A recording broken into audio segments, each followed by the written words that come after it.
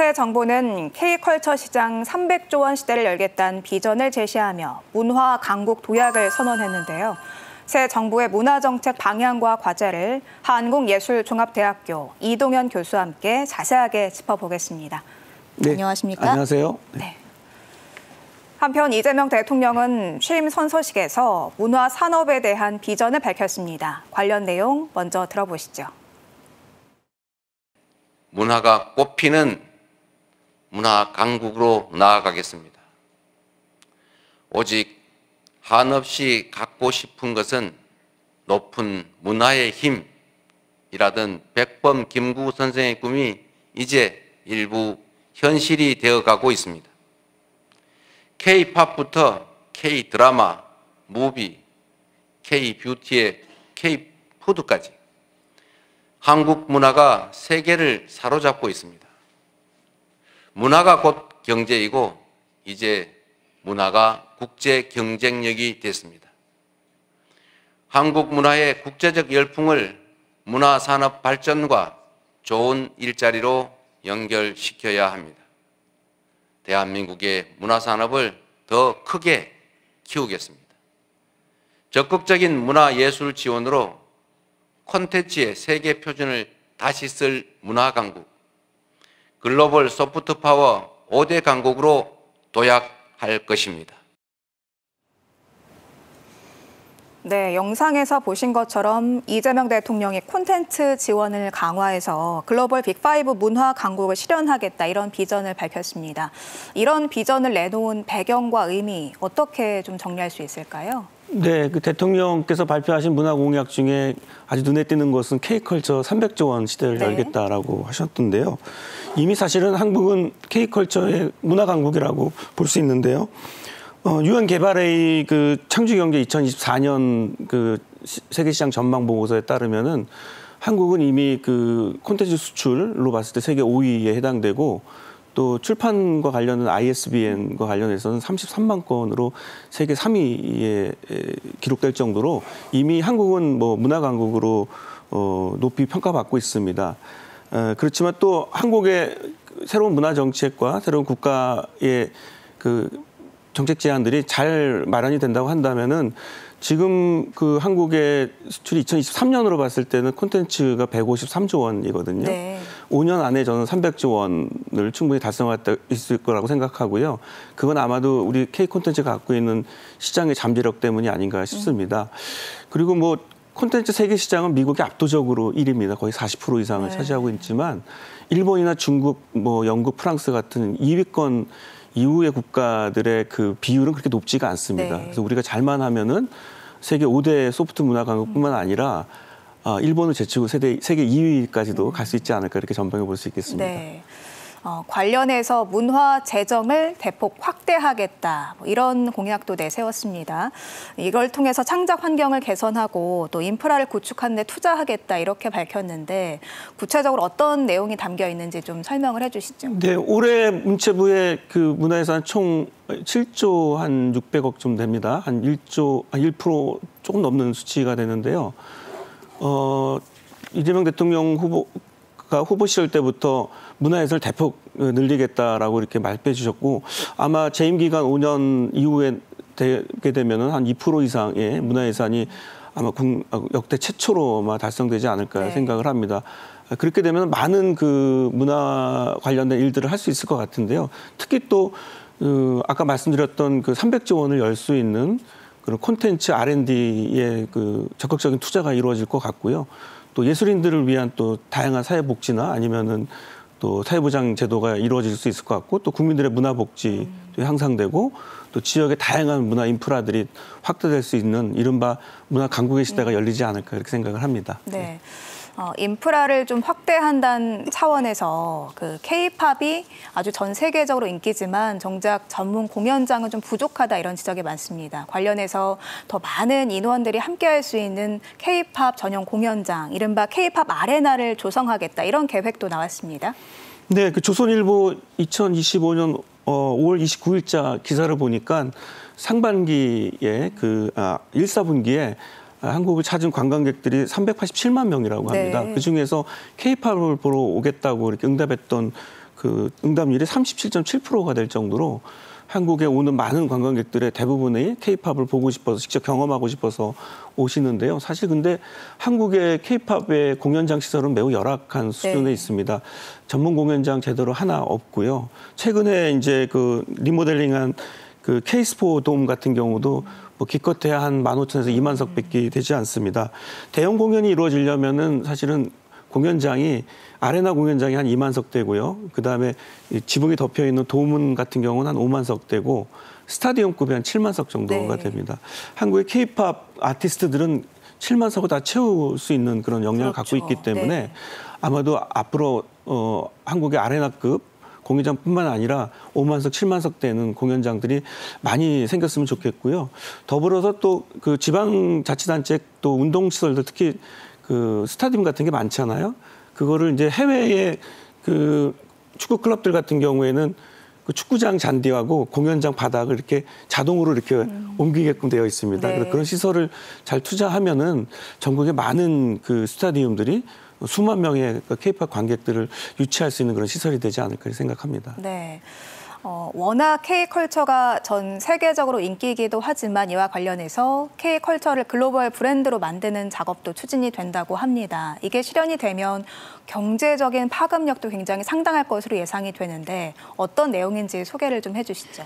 예, K컬처가 그 글로벌 브랜드화되기가 참 쉽습니다. 왜 그러냐면 K-팝을 듣고 또 K-드라마를 보면서 한국의 음식이나 뷰티나 푸드 같은 경우들 또 다양한 의상들, 패션 이런 것들을 많이 즐기기 때문이죠. 그래서 한국의 한류나 K-콘텐츠가 관광이라든지 또 다른 산업 분야로 확대될 수 있는 여지는 굉장히 많다고 생각합니다. 참고로 그 2017년에 그 BTS하고 오징어 게임이 한참 인기가 있었을 때 그 두 콘텐츠가 유발하는 경제적 효과는 37조 원 네. 정도 될 정도로 하고요. 그다음에 부가가치 창출은 13.2조 원이 될 정도로 굉장히 높다고 생각합니다. 그리고 일자리 창출도 한 13만 명이나 되고요. 그래서 한국의 콘텐츠, 관광, 엔터테인먼트, 뷰티 같은 경우들이 효율적으로 연계하는 국가문화 정책이 잘 마련이 된다고 한다면은 한국의 K 콘텐츠나 한류를 통해 가지고 한국의 다양한 그 먹거리 문화들 또 음식, 패션 이런 것들이 엄청나게 발전될 것이라고 예상할 수 있겠습니다. 네.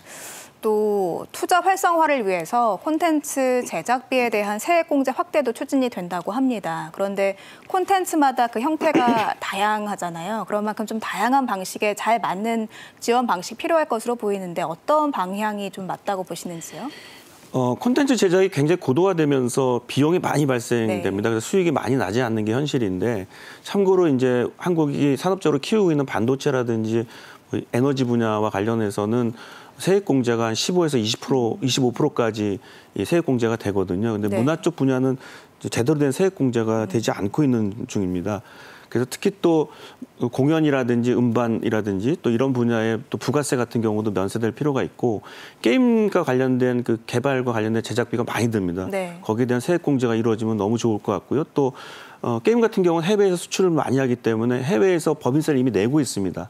근데 또 한국에서 이중으로 과세되는 경우가 많기 때문에 그런 부분들 또 웹툰과 관련된 제작들에 들어가는 비용들을 이제 좀 세액 감면을 해주게 되면 아마 한국의 콘텐츠 산업들이 굉장히 큰 이득을 볼 수 있지 않을까 그렇게 생각해 봅니다. 네.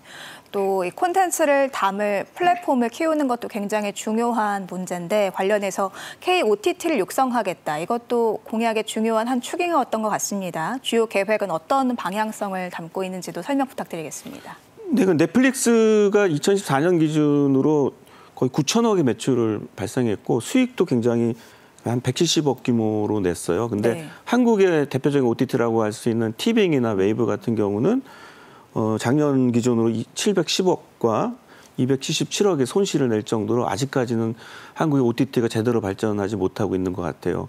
그래서 한국의 그 콘텐츠 R&D 같은 경우들의 예산이 많이 투여된다고 한다면은 한국형 OTT가 글로벌 스탠다드에 맞게 연구 개발할 수 있는 지원을 받게 됩니다. 그렇게 되면은 아마 10년, 20년 후에 한국의 OTT가 넷플릭스나 뭐 유튜버 같은 식의 새로운 미디어 플랫폼을 주도할 수 있게 된다면은 한국의 콘텐츠가 생산력도 좋고 유통량도 글로벌하게 확보되게 된다면 아까 말씀드렸던 그 300조 원의 시대에 여는 거는 그렇게 큰 어려움이 없지 않을까 그렇게 생각을 해봅니다. 예. 네. 또 이런 여러 가지 대책들도 중요하지만 무엇보다 콘텐츠를 실제로 만드는 분들의 여러 가지 환경을 좀 개선하는 것도 중요할 것 같습니다. 관련해서 창작 환경을 개선하고 복지를 보장하는 내용도 이번 대책에 담겼다고 하는데 구체적으로 어떤 내용들이 포함되어 있는지도 좀 짚어주시죠. 네, 무엇보다도 지원 이전에 그 지난 정부에 있었던 그 문화예술계 블랙리스트 같은 사태들은 더 이상 없어야 된다고 생각하고요. 네. 예술의 지원을 통한 팔길의 원칙이 지켜져야 된다고 생각을 합니다. 예술가들이 아시겠지만은 프리랜서 예술가들이 많습니다. 그렇죠. 전체 예술가 중에 70% 정도가 프리랜서 예술가들인데요. 이들은 사실은 매일마다 또 매번 이렇게 무대에 설 수 없습니다. 그럴 경우에 국가가 복지 지원을 통해 가지고 다음 창작에 준비할 수 있는 그런 힘을 좀 드리는 게 굉장히 좋을 것 같습니다. 그래서 이번에 그 예산이 많이 늘어나고 또 이재명 정부가 새로 들어서게 되면 아마도 예술인의 복지 정책이 많이 늘어날 것 같고요. 그 중에서 지금 현재 산재보험하고 고용보험만 이제 적용되는 이 프리랜서 예술인들에게 의료보험이나 국민연금까지 지원해 준다면 아마 세계적인 수준의 복지 선진국가, 예술인 복지 선진국가가 될 것 같고요. 그 외에 또 대통령께서 강조하시는 기본 지원들과 관련해서 예술인 기본소득이나 또 공공임대주택 그리고 또 기본 창작 공간 같은 경우들이 마련이 된다면은 아마도 많은 프리랜서 예술가들이 큰 용기를 얻고 더 좋은 창작 환경에 힘써서 일하지 않을까 이렇게 생각을 합니다. 네. 뭐 우리가 예술가들 얘기를 할 때 프리랜서로 일하는 분들이 많다고도 짚어주셨지만 고용 불안정 또 생계 위험 문제를 빼놓지 못할 것 같습니다. 관련해서 지금 말씀해주신 내용 외에도 좀 제도적 관점에서 어떤 좀 지원이 필요하다고 보시는지요? 예, 예술인들에게 직접 지원도 물론 중요하지만은 그 간접 지원도 매우 중요합니다. 고용이 되게 불안정하기 때문에 이제 고용보험 제도가 지금 실시돼서 23만 명이 혜택을 보고 있긴 하지만 그것보다도 예술인들이 사실은 신용이 그렇게 높지가 않아요. 그래서 대출을 받을 때 고이자로 내거나 아니면 아예 대출을 못 받게 되는 경우가 많습니다.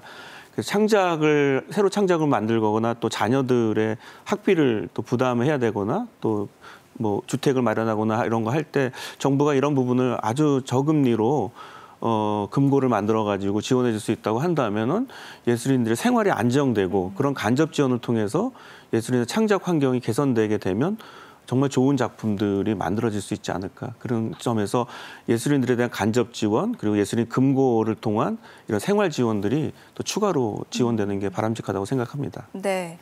또 새 정부 출범과 함께 국가문화강국위원회를 신설하겠다 이런 공약도 나온 바가 있습니다. 이 위원회가 설립이 되면 어떤 역할을 맡을 수 있을 것으로 보시는지요? 네, 그 전임 박근혜 정부 때 문화융성위원회가 있었어요. 그때도 대통령 직속으로 생기면서 많은 기대를 했지만은 뭐 그렇게 크게 많이 하지는 않았습니다.